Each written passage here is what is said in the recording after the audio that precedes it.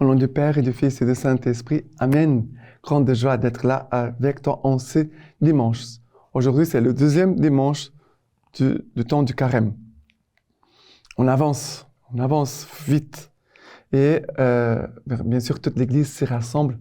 Et c'est vraiment très important de célébrer le Seigneur et lui demander de renouveler nos forces, renouveler en nous sa grâce pour pouvoir vraiment faire ces chemins.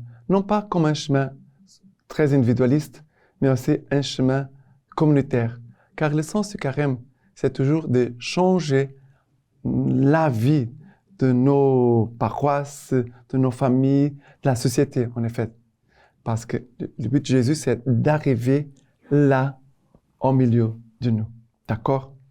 Et la première lecture d'aujourd'hui, c'est Genèse, chapitre 22, à partir du verset 1. Après ces événements, il arriva que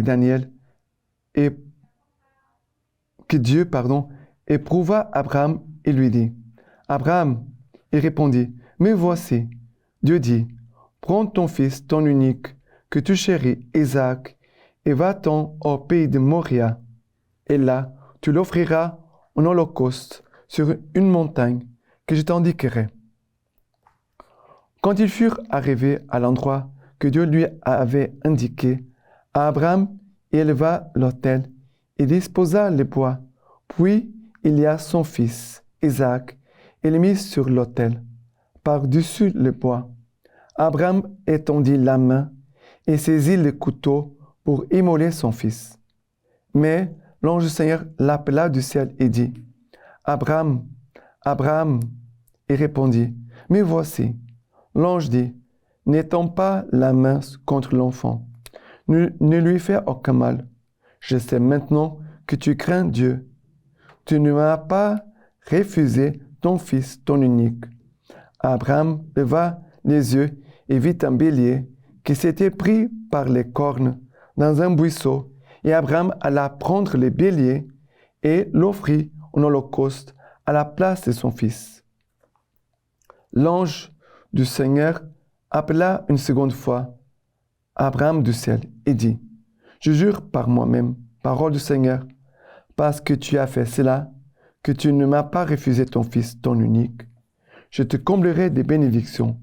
Je rendrai ta postérité aussi nombreuse que les étoiles du ciel et que le sable qui est sur le bord de la mer. Et ta postérité conquérera la porte de ses ennemis.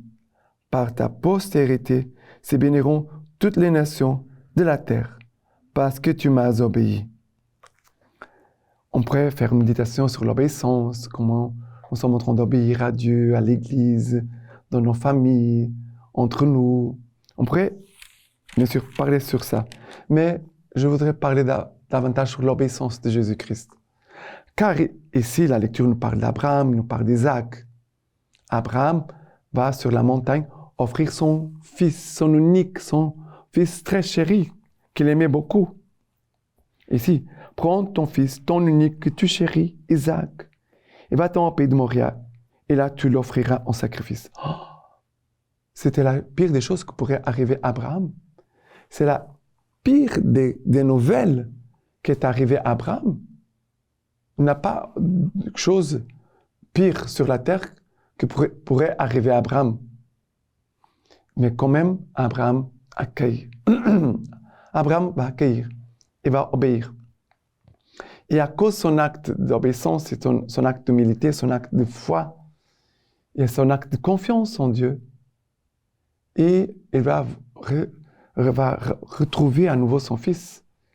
Isaac ne va pas mourir, mais c'est Jésus-Christ qui va venir sur cette terre comme un acte d'obéissance, d'amour envers notre Père, envers son Père. Et Jésus va vivre cette obéissance aussi, cette offrande de sa vie sur l'autel, sur la croix. L'autel de la croix, où Jésus va s'offrir en sacrifice pour nous, lui, l'agneau pascal. Isaac va être remplacé par un bélier qu'Abraham a trouvé là, à côté. Mais Jésus va être ce sacrifice pascal qui va vraiment mourir sur la croix, qui va souffrir pour chacun de nous. Ici, dans la lecture, c'est le bélier qui va mourir. Mais sur la croix à Pâques, c'est Jésus qui meurt vraiment en prenant sur lui tous nos péchés, toutes nos souffrances, tous nos maux. Ce qui nous fait souffrir, Jésus a pris sur lui. Quel amour de Dieu pour nous. Et le psaume d'aujourd'hui, c'est le psaume 116. Le psaume 116, à partir du verset 10. Je crois, lorsque même que j'ai dit, je suis trop malheureux. Verset 15. Écoute aux yeux du Seigneur la mort de ses fidèles. La grâce, Seigneur, de grâce, Seigneur, je suis ton serviteur. Je suis ton serviteur, fils de ta servante. Tu as défait mes liens. Je t'offrirai le sacrifice d'action de grâce. J'appellerai le nom du Seigneur. J'accomplirai mes vœux envers le Seigneur, oui, devant tout son peuple, dans les parvis de la maison du Seigneur, au milieu de toi, Jérusalem. Alors ici, je crois, mais lorsque même que j'ai dit, je suis trop malheureux. La foi. Pourquoi Abraham a supporté et accepté ce que Dieu a demandé? Par la foi. Si ce n'était pas la foi, Abraham n'aurait eu pas le courage, la force pour prendre son enfant et aller l'offrir sur la montagne. Et il était même prêt à le tuer. Et l'ange lui dit, non, Abraham, ne fais pas cela. Je vois que tu crains Dieu, que tu crois en Dieu, tu aimes Dieu. Ça veut dire que c'est l'acte de foi. Et le Seigneur veut fortifier notre foi pour avoir la force de surmonter tous les obstacles, toutes les croix par lesquelles nous allons passer. D'accord? Et maintenant, la deuxième lecture de Romains chapitre 8, à partir du verset 31, nous dit ceci. Si Dieu est pour nous, qui sera contre nous? Lui qui n'a pas épargné son propre Fils, mais l'a livré pour nous tous. Comment avec lui ne nous accordera-t-il pas toute faveur? Qui se fera l'accusateur de ceux que Dieu a élus? C'est Dieu qui justifie. Qui donc condamnera? Le Christ Jésus, c'est lui qui est mort. Qui dis-je? Ressuscité, qui est à la droite de Dieu, qui intercède pour nous? Qui nous séparera de l'amour du Christ? La tribulation, l'angoisse, la persécution, la faim, la nudité, les périls, les glaives, selon le mot de l'Écriture, à cause de toi, l'on nous a mis à mort tout au long de nos jours. Nous avons passé pour des brebis d'abattoir. Mais en tout cela, nous sommes les grands vainqueurs par celui qui nous a aimés. J'ai dépassé un peu la lecture, mais ce n'est pas grave. Parce que la question de Jésus, qui donc condamnera? Le Christ Jésus qui est mort et après il va ressusciter, qui est à la droite de Dieu le Père, qui intercède pour nous. Qui nous condamnera? C'est le Christ? Non. Et le verset 35, qui ne fait pas partie de la lecture, est important parce qu'il va dire, qui nous séparera de l'amour du Christ? La mort, l'angoisse, la persécution, la faim, la nudité, les périls, les glaives. Rien ne peut nous séparer de l'amour du Christ. Rien. Sauf nous-mêmes.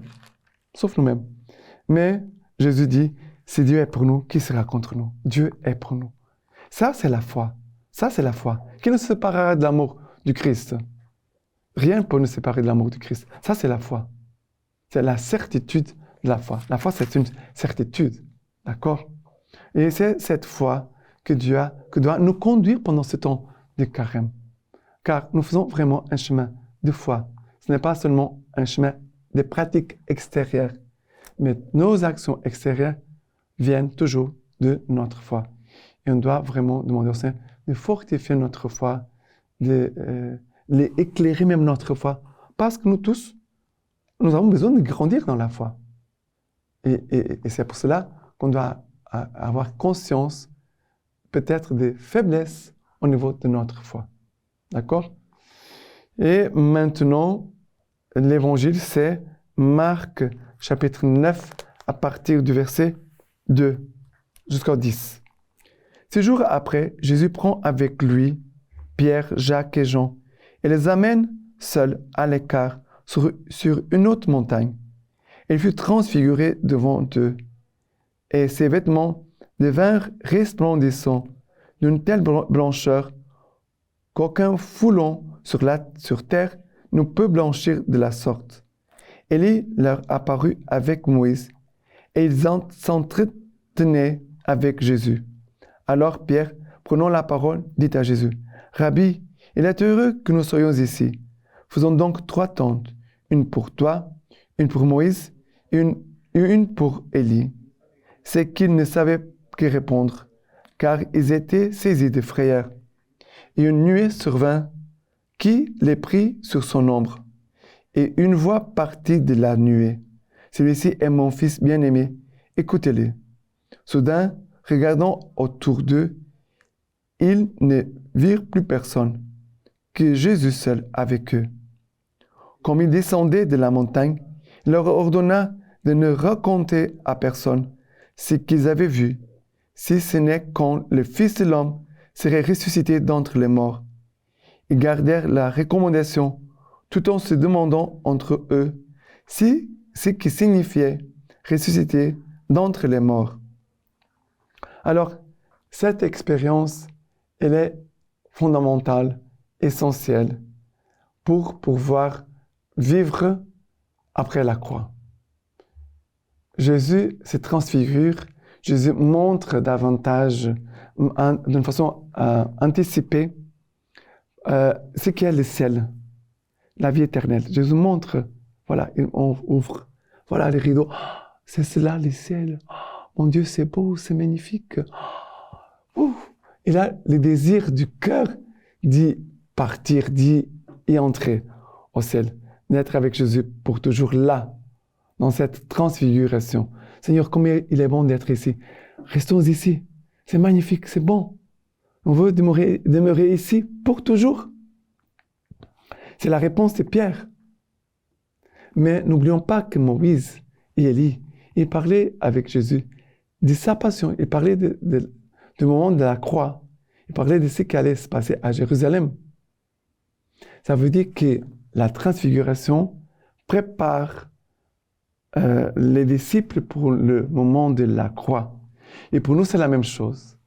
Le moment de joie profonde dans le Seigneur, le bonheur d'être avec Dieu, nous prépare, on pourrait dire le moment de grâce, nous prépare pour le moment où nous devons porter notre croix, où nous pouvons vraiment expérimenter la souffrance de la croix. Ça veut dire que si on vit des moments de transfiguration, de bonheur, de joie, de grâce profonde avec le Seigneur, cela va après nous aider pour les moments de croix, pour dépasser la croix. Parce que la croix, ce n'est pas la fin. La croix, c'est un moment on doit dépasser. La croix, ce n'est pas la fin de toute chose. La fin, c'est la résurrection. C'est le ciel, la vie éternelle. Mais on doit passer par la croix, on doit passer par la mort, on doit passer par la souffrance. Et la transfiguration, les grâces comme la transfiguration que nous recevons, que nous vivons, nous aidera à dépasser, à se remonter et à vaincre, à vivre les moments de croix, de souffrance dans notre vie. C'est très important. Et il nous a dit qu'ils vont écouter la voix du Père. Il a ici la présence du Fils, de l'Esprit Saint, la nuée qui le couvre, et le Père qui parle. Celui-ci est mon Fils bien-aimé, écoutez-le. Voilà. L'écoute nous aidera toujours à dépasser les morts, les souffrances. L'écoute nous aidera à aller au-delà. Et après, il nous a dit que soudain, regardant autour d'eux, ils ne virent plus personne que Jésus seul avec eux. Et ça, c'est le cœur du consacré. Le consacré, l'homme consacré, il veut être tout à Dieu, d'être là seul avec Dieu. Dans cette vie discrète, silencieuse, d'être tout à Dieu. Voilà. Et nous sommes appelés à passer aussi de la dispersion, de l'agitation, à seulement avoir Jésus seul. Le temps de carême, c'est cela. C'est pour recentrer toute notre vie en Jésus seul. D'accord? Et la lecture patristique d'aujourd'hui de Saint Léon le Grand. Par cette transfiguration, il voulait avant tout prémunir ses disciples contre le scandale de la croix et en leur révélant toute la grandeur de sa dignité cachée, empêcher que les abaissements de sa passion volontaire ne bouleversent leur foi. Mais il ne prévoyait pas moins de fonder l'espérance de l'Église en faisant découvrir à tout le corps du Christ quelle transformation lui serait accordée. Ses membres se promettaient de partager l'honneur qui avait resplendi dans leur chef. Maintenant, je vous donne la bénédiction par les mains toutes pures de la Vierge Marie. Que Dieu Tout-Puissant vous bénisse et vous garde, le Père, le Fils et le Saint-Esprit. Amen.